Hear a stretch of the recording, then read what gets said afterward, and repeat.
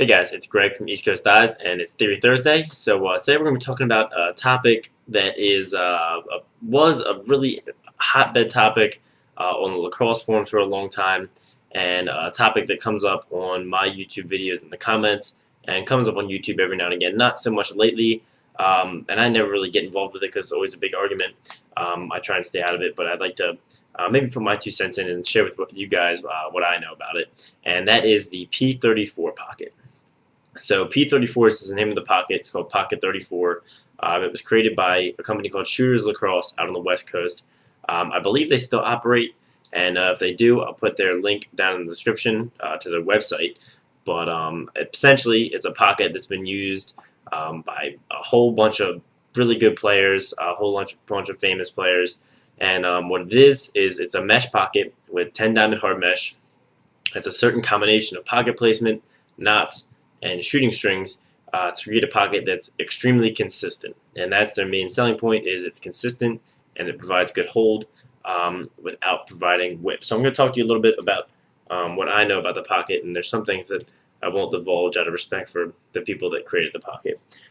But for reference, I know that Josh Rotman, writer from Sweet Sweet Lax and Lax All-Stars, he is a religious P34 user, and I believe has some relation to the people who developed it, and uses a pretty legit P34 pocket in all of his heads, which are Evo X6s. I think he mixes a couple in and out these days. But I'm going to link 2 articles down in the description with pictures of his heads, one of which is a Rabel X, the other which is his Evo X6s, and it's got sidewall pics. His are real well used, and you can see how it breaks in. And so this will give you some ideas of how the P34 pocket is legitimately strung by someone who knows how to do it and uses it a lot, and they're done 100% correctly. I think he might not use the same exact top string, but that's up for debate. So I'm going to run from the top to the bottom the elements that I know of in the P34. And before I say any of this, I know there's going to be a huge argument in the comments. I don't believe the pocket's a gimmick. It is a very well strung mesh pocket. Could you string other pockets similar that perform the same? Sure. But all the elements that it uses combine to make a very, very nice product. So starting with the top string, it uses a triangle top string.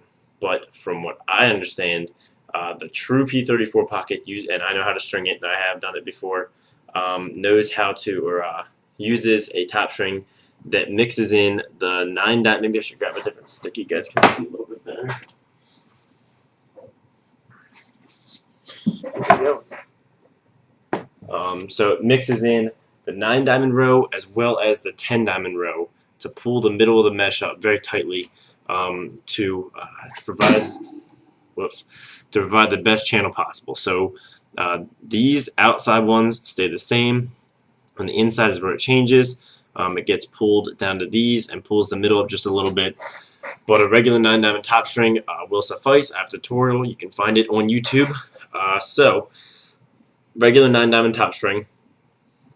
I'll link you guys my 9 diamond triangle top string tutorial on screen. And then for the sidewalls, that is another important element. The pocket placement of this pocket is mid, low, and baggy, as you'll see if you go and look at the links in the description. It's a really good feeder and carrying stick. It's going to work really well for creating one-handed and allow the ball to shift down really, really well. So it's a mid-low baggy pocket. And what it is they use overhand knots for the first 2. So this is an overhand knot right here. Pulls the mesh extremely, extremely tight. And they use, I believe it's 3 of them. Yeah. So they use 3 overhand knots. So one knot ties the first hole very, very tightly down. The second knot ties the second hole extremely tightly down. And the third one is actually a special knot that I have strung, and you can use a regular overhand knot if you want. It works just fine. I'll link you guys the knot tutorial as well on screen for just a regular overhand knot. But they do what's called, I guess, the love knot or the P34 knot, and it's a little bit different. It keeps that whole mesh extremely tight to the point where it will literally never budge as long as you have the stick. But that's one of their special secrets, and out of respect for the people that created the pocket, I will not be showing you guys how to do that one An overhand knot will do just fine. So the third diamond is pulled just excruciatingly tight. It should be almost painful or difficult to get this final diamond that tight. And then you create the baggy mid-low pocket by doing usually a double up right after that, then a 1, a 1, a 1, a 1, and a 1. So just a couple ones all the way pretty much down to the bottom to fill it out. And then the bottom string is, I don't think I have, yeah, here's one. Yeah, here's an example one. The bottom string is a weaved 9-diamond bottom string, so it doesn't just go around the back, it goes in and out between each one, which really bunches the mesh at the bottom, which adds to how baggy it is and allows you to cradle one-handed very well. So that's the top string, the sidewalls, and the bottom string. Now we're gonna, and so what it is an extremely channeled pocket all the way down low in the head. So you're gonna need to break that mesh in really, really well before you can use it, because the channel's gonna be a little tight. It's gonna grab the ball a little bit. So now we're gonna talk about the shooting strings. They use barreled shooting strings on both the nylons and the U's. It's actually the same exact shooting string setup as is in this head, but with a lower pocket setup. 2 barreled nylons on the 10-diamond row and the 9-diamond row, and I'll link you guys my barreled shooting string tutorial as well. And then 2 barreled U's, a 5-point and a 3-point. And so these are really going to hug the ball as it comes up and accentuate the channel and hold it until just you're ready to release it.